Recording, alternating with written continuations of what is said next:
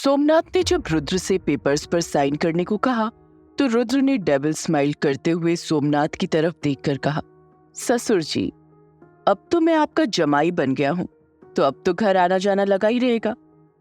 तो फिर इन पेपर पर मैं बाद में साइन कर दूंगा, अभी विदाई कर लेते हैं। ये सुनकर सोमनाथ राठौड़ बस दांत पीस कर रह गए, क्योंकि रुद्र उन पेपर पर अब भी साइन करने के लिए तैयार नहीं था। रुद्र और राठौर की कंपनी ने मिलकर एक साथ एक कॉन्ट्रैक्ट लिया था। राठौर जल्द से जल्द वो कॉन्ट्रैक्ट स्टार्ट करना चाहता था, लेकिन रुद्र उसे बार बार टाल रहा था, जिसकी वजह से राठौर की कंपनी को काफी नुकसान हो रहा था। लेकिन रुद्र की कंपनी को कोई खास नुकसान नहीं हो रहा था, इसलिए रुद्र उसे पूरा करने में बिल्कुल भी जल्दबाजी नहीं कर रहा था। उस कॉन्ट्रैक्ट के चलते ही रुद्र ने सोमनाथ राठौर से उसकी बेटी का हाथ मांगा था, और अब शादी होने के बाद भी वो उस कॉन्ट्रैक्ट पर साइन करने के लिए तैयार नहीं था।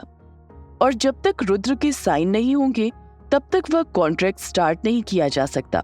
वहीं कॉन्ट्रैक्ट जितना लेट होगा, राठौर कंपनी को उतना ही नुकसान झेलना पड़ेगा। विदाई के समय सबकी आंखें नम थी।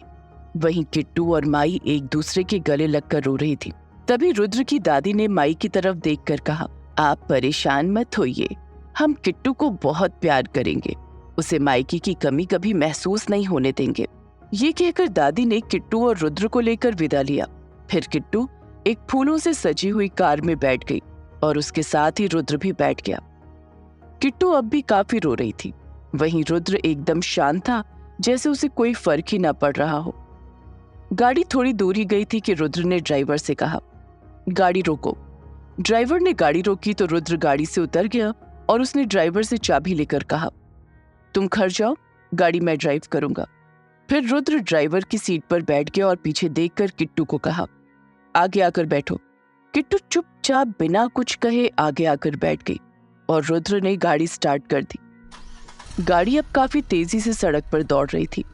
तभी रुद्र ने अपना फोन निकालकर दादी को कॉल करते हुए कहा, दादी, मैं फार्म हाउस जा रहा हूँ और वहीं से ऑफिस के लिए चला जाऊंगा, तो आप मुझे और किट्टू को लेकर ज्यादा परेशान मत होना।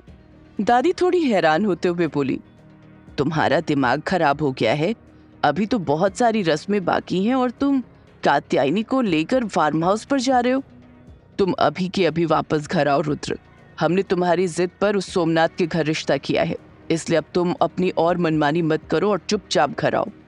रुद्र बोला, दादी, मुझे किट्टू के साथ अकेले में कुछ टाइम बिताना है, इसलिए फार्म हाउस जा रहा हूँ और दादी मैं जल्दी आ जाऊंगा, आप निश्चिंत रहिए।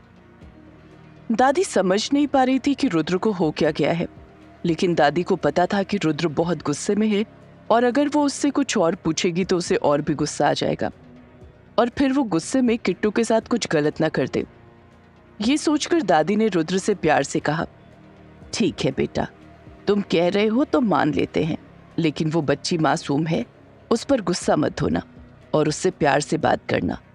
तू समझ रहा है ना रुद्र? रुद्र ने गुस्से में अपने मन में कहा, दादी, इस मासूम सी बच्ची के करीब जाने में मुझे कोई इंटरेस्ट भी नहीं है। बस एक हफ्ता और उसके बाद ही अपने बाप के घर वापस चली जाएगी। रुद्र को चुप देखकर दादी ने फिर कहा, रुद्र, जो मैंने कहा है उन शब्दों को अपने दिमाग में अच्छे से बैठा ले।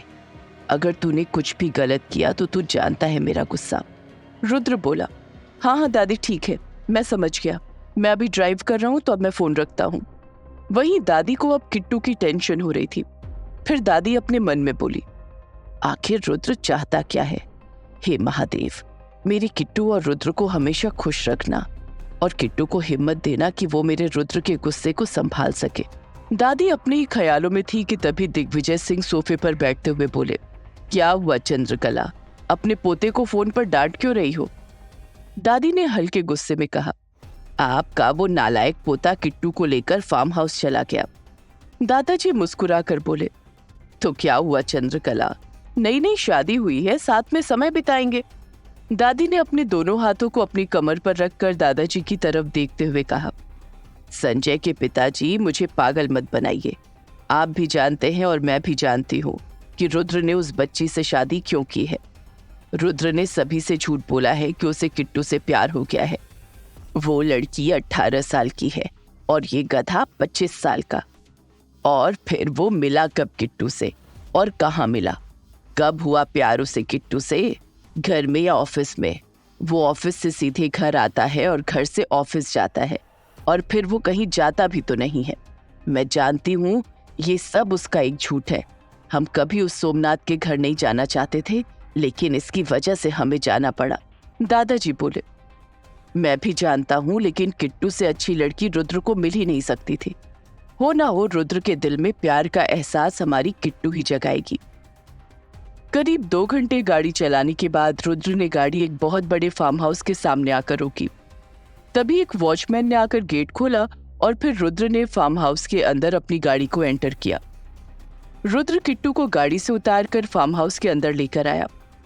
वो फार्म हाउस बहुत ही गंदा था, जैसे वहां बहुत दिनों से सफाई ही ना की गई हो। रुद्र ने किट्टू की तरफ देखकर कहा, मैं बहुत थक गया हूं और सोने जा रहा हूं।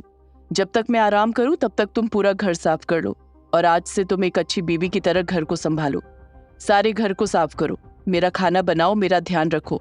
अब से तुम्हारा यही काम है। मैं जा रहा हूं तो तुम अपना काम शुरू करो। ये कहकर रुद्र वहां से चला गया। वहीं ये बात सुनकर किट्टू की आंखों में आंसू आ गए। किट्टू को कुछ भी समझ नहीं आ रहा था कि उसके साथ ये हो क्या रहा है। तभी किट्टू ने खुद को देखा और फिर पूरे घर को देखा, तो वो अंदर ही अंदर टूट गई। उसे समझ नहीं आ रहा था कि वो कहाँ आ गई है और अब आगे उसके साथ क्या होगा।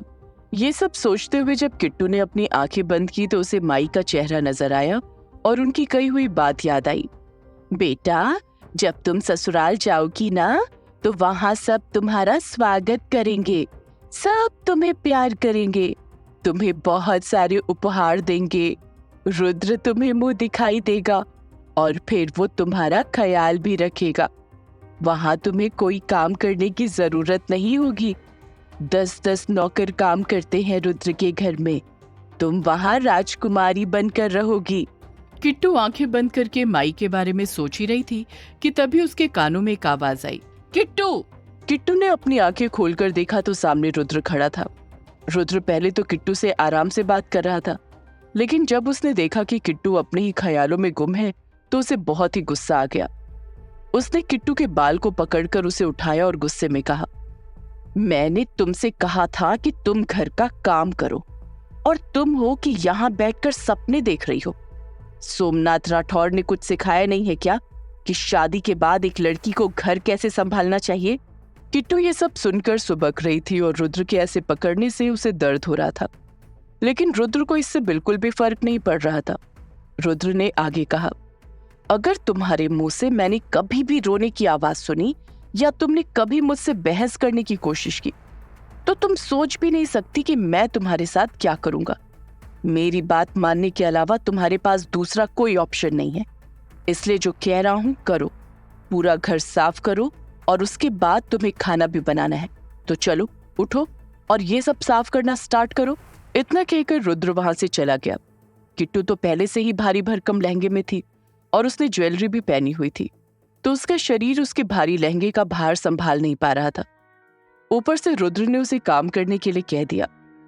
किट्टू ने रोते रोते अपनी सारी ज्वेलरी उतारी और एक टेबल पर रख दी। फिर उसने अपने लहंगे की चुन्नी को साइड में रखा और अपना काम करना शुरू कर दिया। किट्टू ने रोते रोते पूरे हॉल की सफाई की, फिर एक एक करके सारे कमरे साफ किए और उसके बाद पूरे घर के पर्दे बेडशीट को निकालकर सभी को धोने के लिए बाथरूम में रख दिया। ये सब करते करते शाम भी हो गई। वहीं किट्टू अब भी काम कर रही थी, जिसकी वजह से किट्टू को बहुत थकावट हो रही थी।